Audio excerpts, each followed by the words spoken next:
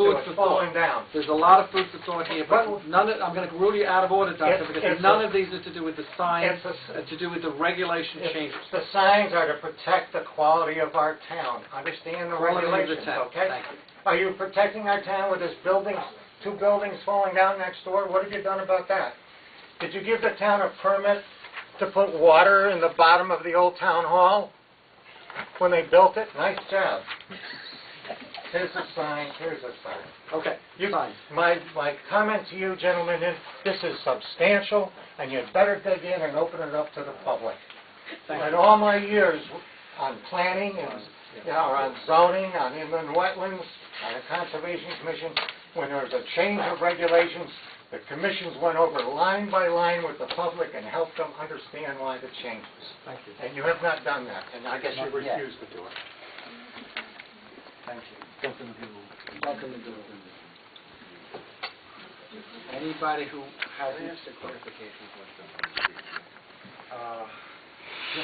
Mr. McDougall, just in listening to what you said, are you concerned that we are creating more new regulations in this proposed changes, and you're advocating against it? I don't want to put words in your mouth, but I believe that's what you said. I just wanted to clarify. Is that what you...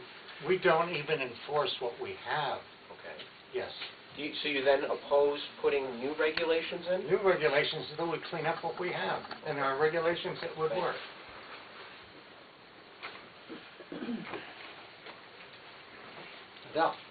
Adele Taylor on Washington Road. I don't have any pictures, but I do have a question. It seems to me that 12 square feet of signage in the past election was perfectly adequate for the expression of anybody's opinion. I don't see that it infringed anybody's freedom of speech. I don't see really what constitutional right was violated. If 12 square feet is not sufficient to enable people to express their opinions, how many square feet would you need to express yourself? That would be one question.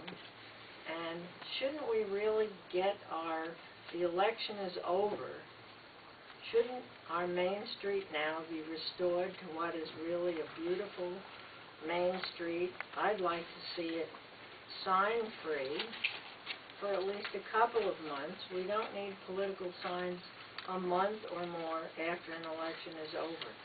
Let's restore civility to our Main Street. Thank you. May I ask a follow-up question? No. Thank you. Ms. Taylor, just a question. You can call me Adele. Okay, I can call you Adele? You can. Adele.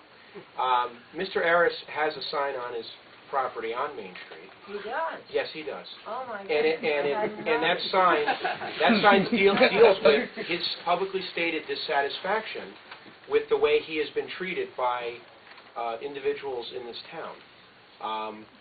Given what you just said, how is he, if he's still upset about this and he's using this forum to express his opinion, how does that, you know, I want to say jive, maybe that's not the right word, but how does that get resolved with your concerns about signs, if his issue hasn't been resolved? I'm concerned with the beauty of our town. I've been here for 60 years. I love the town. I think we have an extraordinarily beautiful Main Street.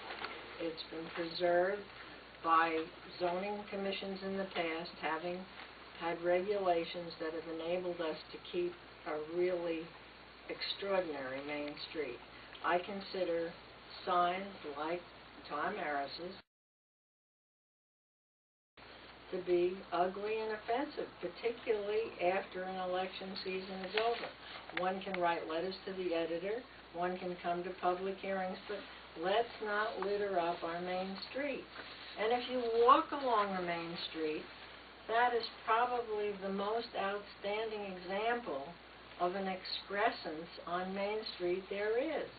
Just walk up and down. It's beautiful. Otherwise, mostly, people really care for their property and want to preserve the beauty of the town.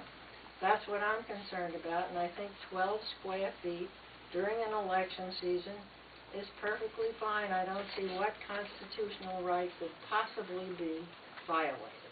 I would ask, have you seen... Can you do that through the chair? I'm sorry, Mr. Chairman, my apologies. May I ask a follow-up question? Yes.